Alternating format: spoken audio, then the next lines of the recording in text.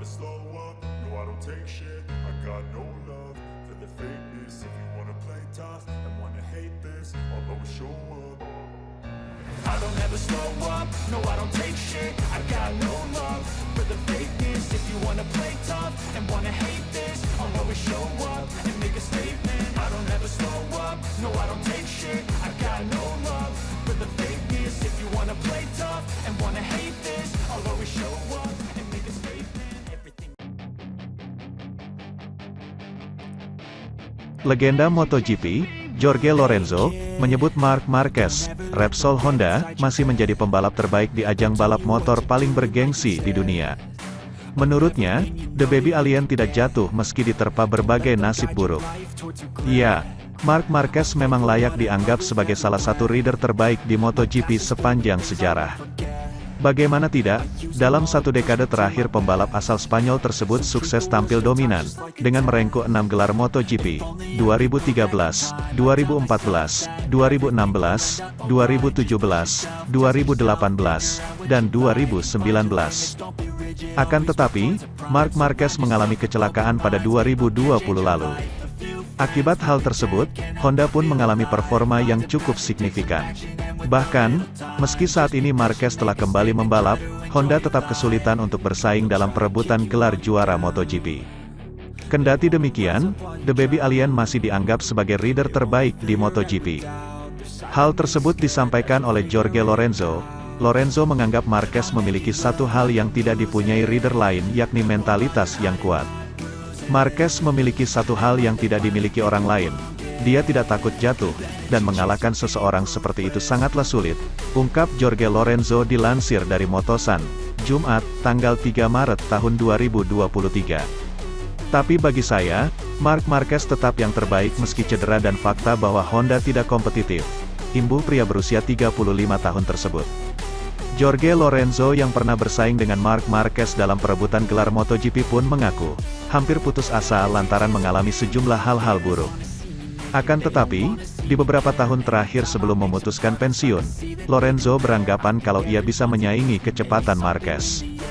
2 atau 3 kali saya takut untuk terus balapan, tapi akhirnya saya bisa mengatasinya dan kembali ke trek, memenangkan balapan dan kejuaraan dunia, sambung Lorenzo. Dalam beberapa tahun terakhir kompetisi saya sama cepatnya, atau bahkan lebih cepat lagi, di tempat kering dan aman, pungkasnya. Di sisi lain, Maret kembali menjadi bulannya MotoGP. Tahun ini kompetisi akan makin ketat dengan sejumlah perubahan.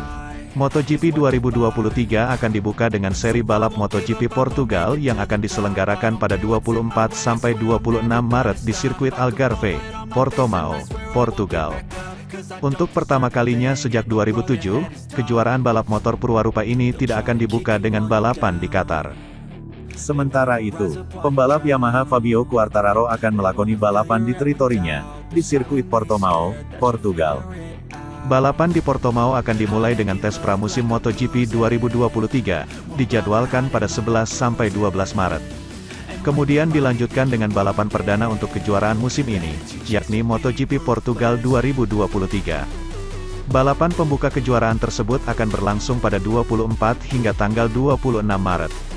Dua momen ini patut ditunggu karena para pembalap akan menunjukkan kemajuan setelah banyak usaha sebelumnya.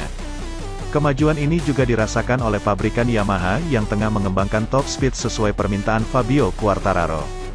Pembalap berjuluk El Diablo tersebut sebenarnya telah melihat kemajuan kecepatan mesin Yamaha Izer M1 2023, ketika melakoni tes pramusim di sirkuit Sepang, Malaysia, 3 pekan lalu.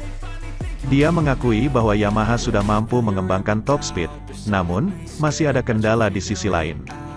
Menurutnya, YZR M1 2023 masih sulit dikendalikan, terutama ketika menggunakan ban baru, sehingga akan melakukan evaluasi di sirkuit favoritnya, yakni sirkuit Portimao.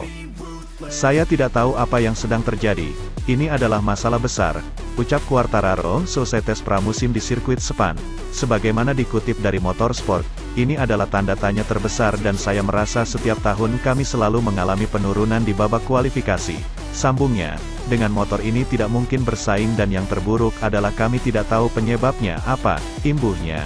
Memang bisa dikatakan bahwa sirkuit Portimao adalah teritori Fabio Quartararo.